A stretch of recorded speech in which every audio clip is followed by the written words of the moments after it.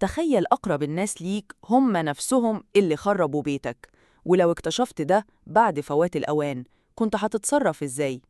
اسمع اللي حصل لي للنهاية، يمكن تتعلم من غلطتي. ولو بتحب تسمع قصص واقعية وحكايات من قلب الناس، دوس على زر الاشتراك وفعل الجرس عشان يوصلك كل جديد من حكاوي القناة. يلا بينا نبدأ الحكاية. بداية الحكاية. بص يا صاحبي، أنا اسمي رامي.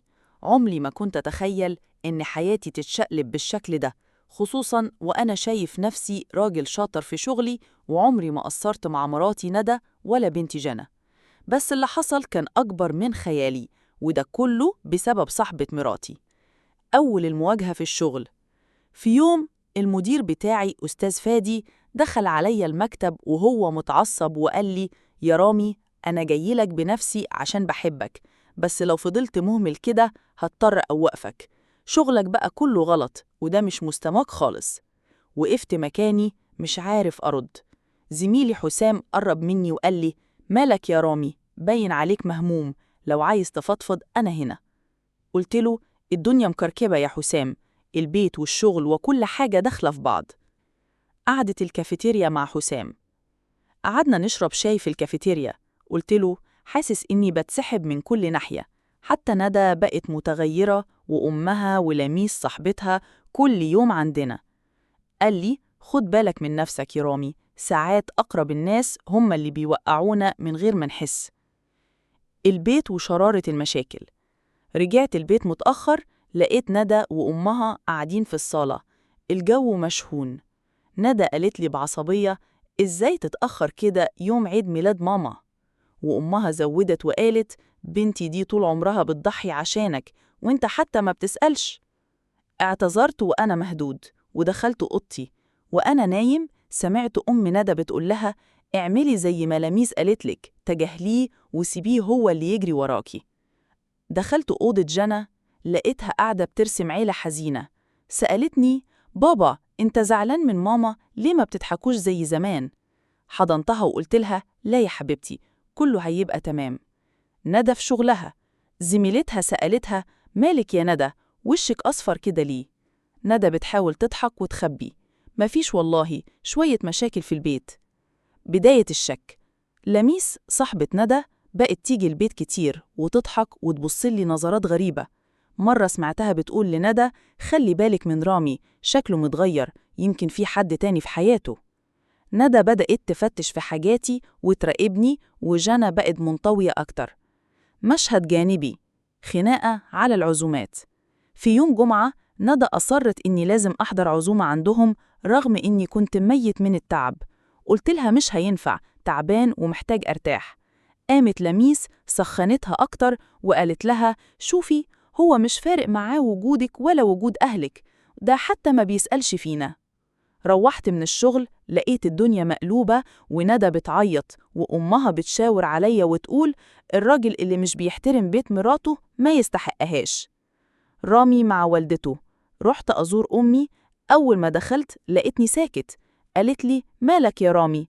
وشك مش مريحني. قلت: الدنيا ملخبطة يا أمي، مشاكل مع ندى ومش عارف أتصرف. أمي قالت لي: خد بالك من بيتك، الستات ساعات بيصدقوا كلام الصحاب أكتر من جوزهم. الأزمة بتكبر. ندى وأمها خدوا جنى وراحوا بيت أهلها من غير ما يقولولي. بالليل دخلت على فيسبوك لقيتهم منزلين صور مع لميس وبيضحكوا، والتعليقات كلها تلميح عليا. رامي في عربيته.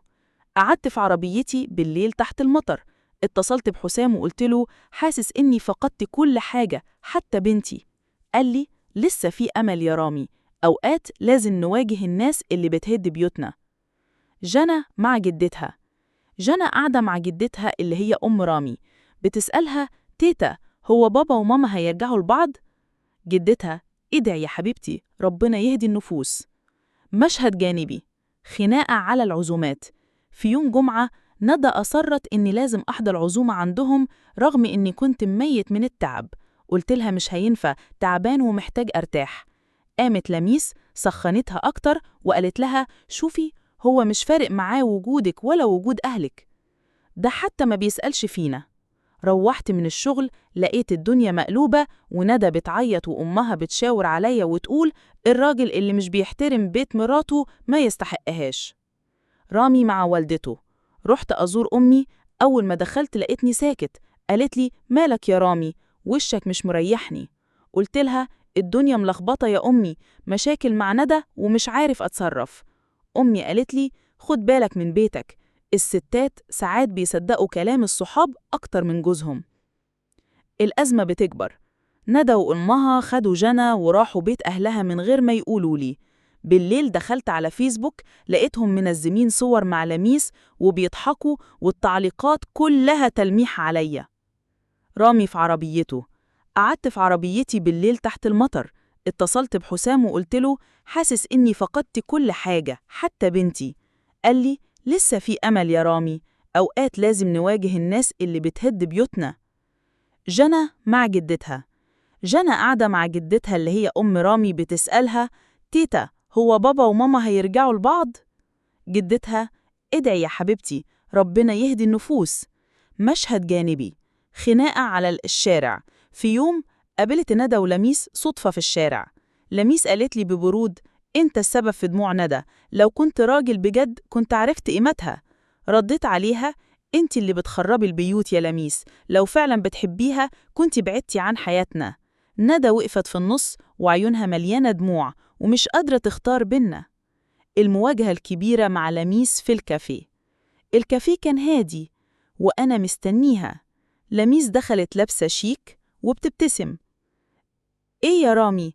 أخيراً قررت تخرجني لوحدنا؟ فين الكلام الحلو اللي كنت بتقوله في التليفون؟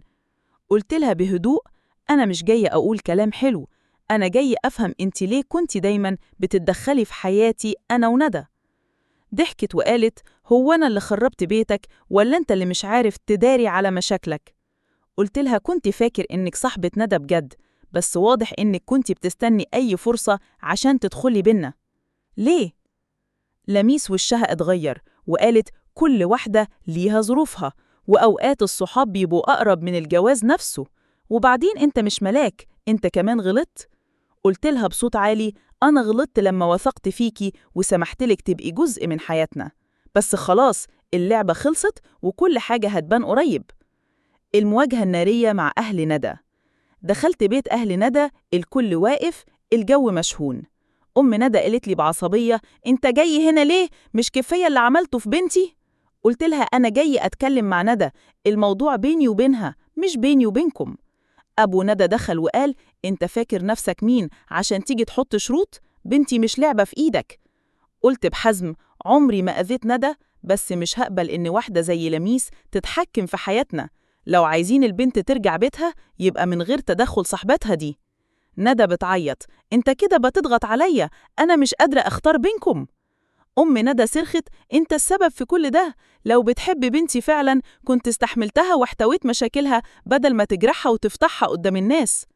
قلت بصوت مكسور انا اللي اتجرحت اكتر منكم كلكم، بس كفاية، انا مش هسيب حقي ولا حق بنتي. اللحظة المواجهة الأخيرة. فجأة عملت نفسي بقرب من لميس وتواصلت معاها بحجة إني عايز أصالح ندى، وهي بدأت ترد عليا بسرعة وتلمح بكلام غريب. قابلتها في كافيه ولاحظت إنها بتقرب مني أكتر من اللازم. وفي يوم أعلنت خطوبتي على لميس قدام الناس كلها. ندى انهارت لما عرفت، ولميس قطعت علاقتها بيها وعملت لها بلوك في كل حتة. جنى تحاول الصلح. جنى رسمت قلبين وحطتهم على مكتبي وقالت بابا ماما بتحبك ما تسيبهاش. دموعي نزلت من غير ما أحس. النهاية. ندى دخلت عليا الشغل وهي منهارة، يعني كنت بتكلمها عشان عجباك مش عشان ترجعني. قلت لها بعصبية غبائك هو السبب، خطبتها مخصوص عشان أكشف حقيقتها قدامك، خطبتها 24 ساعة بس.